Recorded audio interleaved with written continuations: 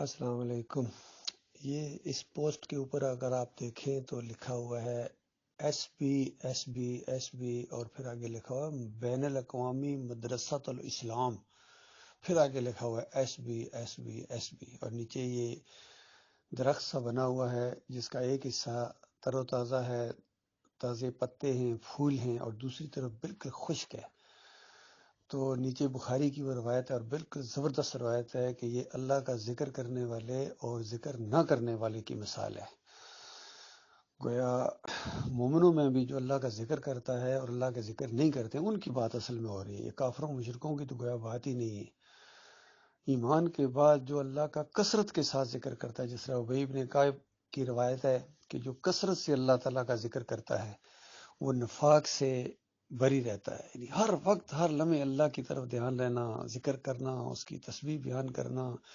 اس کے انعامات، اس کے احسانات کو محسوس کرنا، تو یہ اللہ کا ذکر ہے۔ پھر الفاظ کے ساتھ بھی جو نبی علیہ السلام کی سکھائے ہوئے الفاظ ہیں وہ ان پر غور کریں تو عقل حیران ہے کہ یہ ایک نبی ہی کے الفاظ ہو سکتے ہیں جو اللہ نے سکھائے ان کو، تو بہت دل خوش ہوتا ہے۔ بڑے بڑے درجات ہیں اس کے لیے، بڑے بڑے اس کے فضائل ہیں اذکار کے۔ تو جو مومن ذکر کرتا ہے اللہ تعالیٰ کا اور جو مومن ذکر نہیں کرتا ہے اس کی مثال اس درخت کی سی ہے۔ اور میں آپ کو بتاؤں یہ اوپر جو ایس بی اور بین الاقوامی مدرسہ ہے، یہ جانتے ہیں کون سا بین الاقوامی مدرسہ ہے؟ اور ایس بی صاحب کون ہے؟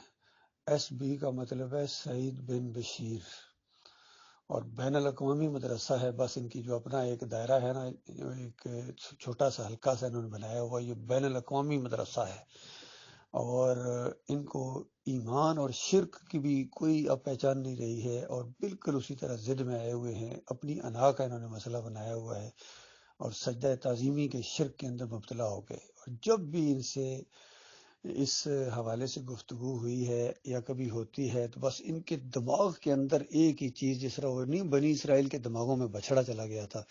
ان کے دماغ کے اندر جماعت جماعت جماعت سے اللہ تعالیٰ، جماعت سے اللہ تعالیٰ، امیر امیر امیر کی اطاعت، امیر کی اطاعت، امیر کی اطاعت سے نکلنا عقل مندی نہیں، بس یہ دو الفاظ آگے سے لکھ دیتے ہیں۔ اور امیر چاہے ان کو شرک سکھائے، کفر سکھائے، اللہ کا باغی بنا دے، مشرک بنا دے، اور مومنوں کو لڑا دے آپس میں، پھر بھی ان کا امیر امیر۔ اور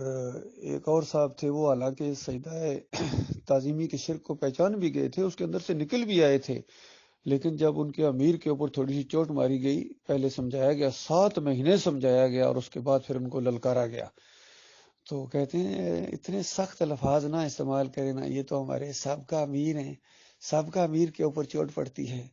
تو اس طرح کہیں نہ کہیں جو کونوں خدروں کے اندر یہ ہوتا ہے نا، طاغوت کے ساتھ کچھ لگاؤ، وہ نکل آتا سامنے، اور وہ پھر رنگ دکھاتا ہے۔ اور کچھ عرصہ انہوں نے سجدہ تعظیمی کے خلاف آواز بھی اٹھائی، اور اس کے بعد پھر سجدہ تعظیمی والوں کے پیچھے جا کے نمازیں پڑھنا شروع کر دی اور جبے پڑھنے شروع کر دیے۔ اس چھوٹے سے پریشر کو، گھر کے پریشر کو اور ماحول کے پریشر کو، علاقے کے پریشر کو جو برداشت نہ کر سکے، وہ فرشتوں کے پریشر کو اور پھر اللہ رب العالمین کے پریشر کو کل کیسے برداشت کرے گا؟ اس لیے ان کو سوچنا چاہیے بین الاقوامی مدرسے چلانے والوں کو کہ کس کو دھوکہ دے رہے ہو۔ اور بالکل وہی بات ہے جو اللہ نے فرمائی ہے، یخادعون اللہ والذین آمنوا وما یخدعون الا انفسهم وما یشعرون، یہ اللہ کو دھوکہ دیتے ہیں، یہ اللہ کو بتا رہے ہیں۔ اندازہ لگے جس طرح مشرکین مکہ کے بارے میں بتایا، جب وہ کہتے تھے کہ یہ اللہ کے ہاں ہمارے سفارشی ہیں، تو اللہ تعالیٰ نے اس کا جواب دیا کہ بے ایمانو، تم اللہ کو خبر دے رہے ہو، جو سفارشی تم کہہ رہے ہو یہ سفارشی ہے، اللہ نے ایسے سفارشی بنائے کو نہیں ہے، اور تم گویا اپنی طرف سے کہہ کے گویا اللہ کو خبر دے رہے ہو، یا اللہ یہ تو گویا آپ کو بھی نہیں پتا، یہ سفارشی ہیں ہماری، جن کے آگے ان کی آپ کے آگے ہے، اللہ ہماری نہیں سنتا، اس طرح گویا اللہ کو خبریں دے رہے ہیں۔ بالکل وہی انداز انہوں نے اختیار کیا ہے محمد حنیف نے اور ان کے سارے ماننے والوں نے۔ کہتے ہیں کہ دیکھو یہ سجدہ جو ہے یوسف علیہ السلام کو، اور پھر قرآن سے ثابت کرنے گویا اللہ کو خبریں دے رہے ہیں کہ اللہ تعالیٰ کو گویا نہیں پتا تھا یہ سجدہ کس کو ہوا ہے، سجدہ کس کو ہوتا ہے، سجدے کا حق کس کو ہے، یہ گویا اللہ کو بھی نہیں پتا تھا۔ اور پھر الزام لگاتے ہیں کہ اللہ کا حکم ہے، کہاں حکم ہے، اشارہ بھی نہیں ہے حکم کا، یقین کیجئے۔ اور پھر کہتے ہیں اللہ کی مشیت ہے، کہاں مشیت ہے، مشیت بلکہ بیچ میں شامل ہے، وہ بتا دیا گیا اللہ تعالیٰ نے میری مشیت یہ تھی، اور یوسف علیہ السلام نے اس کی تشریح بھی یعنی کر دی اپنے الفاظ میں، جس کو اللہ نے بیان کیا کہ اللہ تعالیٰ نے غیر محسوس طریقے سے اپنے منصوبے کو جو چاہا پائے تکمیل تک پہنچا دیا۔ اور اللہ نے کیا چاہا؟ اللہ نے یہ چاہا کہ اس خاندان کو عزت دی جائے، اور مصر جیسی ایک قدیم سلطنت جو بت پرستی میں لت پت تھی، اس کا کلا کما کر دیا جائے، اور توحید سے واقفیت اور کتنی انسانیت اور شرک و کفر چھوڑ کے ایمان کی طرف آ گئی، اور پھر اسلامی سلطنت قائم ہو گئی، امن و سکون قائم ہو گیا، ایک ماڈل سٹیٹ پوری دنیا میں قائم ہو گئی اسلام کی، یوسف علیہ السلام کے ذریعے۔ تو یہ اللہ کا منصوبہ ہے، اور ان کے دماغوں کو اگر لیا جائے تو کیا بھائی بس اللہ تعالیٰ کو وہ ایک نبی کو سجدہ کرانا تھا ایک نبی کے ذریعے، اور پھر ایسے طریقہ اللہ نے اختیار کیا کہ پتہ بھی نہیں چلا، اور سجدہ کرا دیا اللہ تعالیٰ نے۔ وہ ان کا سارا نچوڑ اس کے گرد گھومتا ہے، شرک کے گرد، اور نبیوں کے اوپر الزام کے گرد ان کا وہ سارا سسٹم گھومتا ہے۔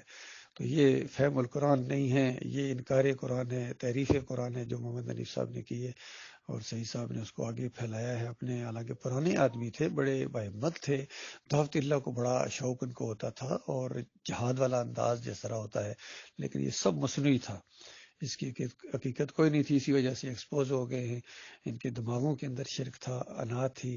اور اسی انا کے اوپر یہ سارا ضد بازی کے اوپر، حالانکہ دلیل نہیں ہے ان کے پاس، کوئی دلیل نہیں ہے یقین کی، یہ 7-6 سال ہو گئے ہیں، ان کی جو بھی دلیل ہوتی ہے ان کے اندر جرت نہیں ہے، اندازہ الگ ویسے بڑے جرت والے تھے، لیکن گروپ کے اندر بھی رہے، ان کے اندر جرت ہی نہیں ہے بات کرنے کی۔ اور وہاں میں پاکستان میں گیا ہوں کتنی مرتبہ، میں نے کہا میں آ رہا ہوں مجھے بتاؤ، ادھر آؤ، میرے نہیں ان کے اندر جرت، میں اجازت لوں گا، ان کی اجازت پڑی ہوئی ہے، پھر کہتے ہیں آؤ آ جاؤ فلاں، میں کہا اجازت تو پہلے لے لو، میں وہاں ہوں اور آپ کو اجازت نہ ملی ہو پھر۔ تو یہ جو اس طرح کا انداز ہو اجازت والا کہ اجازت لے کے ہم کسی سے بات کریں گے، اجازت جب تک ان کی وہ، یہ تو وہی فلسفہ ہے جو کہا گیا تھا کہ دیکھو یہ تو محمد حنیف والا انداز ہے، یہ فرعونیت والا ہے۔ فرعون کیا کرتا تھا؟ ڈیوائڈ اینڈ رول کرتا تھا۔ پھر فرعون نے کہا تھا کہ دیکھو میری اجازت کے بغیر یہ جو ہے، یہ جو جادوگر تھے، ساحر تھے، میری اجازت کے بغیر تم ایمان لے آئے، تو یہ اجازت نہیں ہوتی ہے، یہ جب دل کے اندر ایمان اتر جائے تو اس کے بعد پھر اس کا اظہار ہوتا ہے۔ تو بالکل وہی انداز محمد حنیف صاحب نے اختیار کیا کہ میری اجازت کے بغیر میں شورا میں فیصلہ کرتا کہ ہاں یہ سجدہ اللہ کو ہوا ہے، سارے سجدہ اللہ کو مان لے، میں شورا میں فیصلہ کرتا کہ یوسف علیہ السلام کو ہوا ہے، سارے یوسف علیہ السلام کو مان لے، تو پھر گویا یہ امیر کی اطاعت ہے جی۔ اس سے پہلے عبداللہ نمبر 17 کے اندر یہ لکھا گیا تھا کہ یہ جو ہے یہ مانوی اس میں الفاظ کے حساب سے ہے، اور یہ حقیقی سجدہ نہیں ہے، بلکہ معروف سجدہ نہیں ہے، اور یہ خارج از امکان ہے، اور یہ کسی شریعت میں بھی جائز نہیں رہا، حرام ہے، اور